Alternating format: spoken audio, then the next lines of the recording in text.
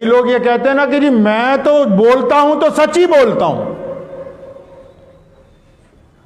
بعض لوگوں کو یہ غلط فہمی ہے کہ وہ کہتے ہیں کہ جی میں جب بولتا ہوں تو سچ ہی بولتا ہوں. کئی ایسے ہیں کہتے ہیں جی میں تو منہ پہ کہہ دیتا ہوں.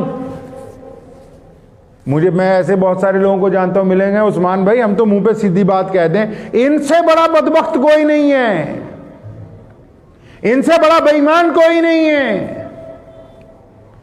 جو آدمی دوسروں کے دلوں کو دکھانے کو یہ کہتا ہو کہ میں سچ بول رہا ہوں, کہ جس کی سچائی کی وجہ سے لوگوں کی بے عزتی ہو رہی ہو, جس کی سچائی کی وجہ سے گھر ٹوٹ رہے ہو, جس کی سچائی کی وجہ سے میاں بیوی میں دراڑ پڑتی ہو, جس کی ایسی سچائی کی وجہ سے لوگوں کو تکلیف پہنچتی ہو, یہ سچ نہیں بول رہا, یہ بے ایمانی کر رہا ہے, یہ سچ کا نام لے کے لوگوں کو تکلیف پہنچا رہا ہے. جو اتنا کم ظرف ہے کہ ایک آدھی بات دل میں نہیں رکھ سکتا, یہ کیا حضور اکرم صلی اللہ علیہ وسلم کا عاشق بنے گا جی؟ آپ صلی اللہ علیہ وسلم کے پاس لاکھوں لوگ آئے, ہر ایک کی اپنی ضروریات تھی, ہر ایک کی اپنی باتیں تھیں, ہر ایک کے اپنے مسائل تھے, لیکن کبھی ان کی گفتگو جو ہے لوگوں کے آگے نہیں گئی. تو یہ بھی تو سنت ہے کہ لوگوں کے عیبوں کو اپنی چھاتی میں چھپا کے رکھنا, تاکہ کل قیامت کے دن یہ چہرہ نور والا ہو, اللہ بتائے کہ یہ میرا بندہ ہے جو دوسروں کے عیبوں کو چھپا کے رکھتا تھا. تو یہ تو نہیں جی, ہم تو بڑا سچ بولتے ہیں. کیا سچ بولتے ہو؟ کیا یہ سچ بولتے ہو کہ میرا بیٹا نماز نہیں پڑھتا؟ کیا یہ سچ بولتے ہو کہ میں نے فلاں کے ساتھ ٹھگی ماری ہے؟ کیا کبھی ایسا سچ بولا کہ میں فلاں کی بیٹی کو دیکھ کے زنا کا ارادہ بناتا ہوں؟ کیا کبھی ایسا سچ بولا کہ میرے باپ نے فلاں کے ساتھ بے ایمانی کی ہے؟ کیا ایسا سچ بولا کہ میں نے فلاں کی زمین پر اتنے کا قبضہ کیا؟ کیا ایسا سچ بولا کہ میں کرایہ دار ہونے کے باوجود میں نے اسٹے لے رکھا ہے مالک مکان کے خلاف؟ اگر سچ بولنا ہے تو پھر اپنی اوقات, اپنی حیثیت, اپنی شکل, اپنے جسم, اپنی برائیوں کے متعلق سچ بول کے دکھاؤ, تو پتہ لگے کہ سچ بولنے والوں میں سے ہے.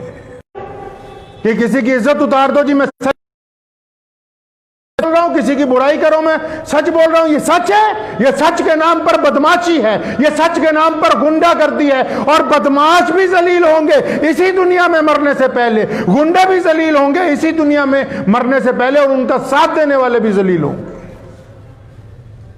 اس بات کو پسند نہیں کیا حضور اکرم صلی اللہ علیہ وسلم نے. ایک صحابی نے جب شراب پی لی اور ان کے درے مارے جا رہے تھے, تو دوسرے نے پرے کھڑے ہو کر کہا نعوذ باللہ تیرا بیڑا غرق ہو جائے. حضور صلی اللہ علیہ وسلم نے فرمایا ادھر آؤ, پکڑ لیا اسے, تو کون ہوتا ہے بد دعا دینے والا؟ اور فرمایا تو ہے کون بد دعا دینے والا؟ کہا کس نے کہ اس کو بد دعا دو؟ ہمیں شراب سے نفرت ہے, اس کے عمل سے نفرت ہے, اس سے تو نہیں ہے نا.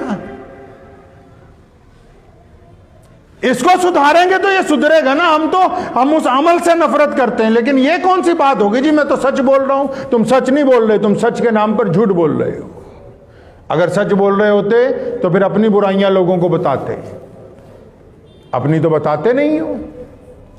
سود کھا کے بولتے ہو کہ میں تو بڑا متقی ہوں, میں بڑا پرہیزگار ہوں.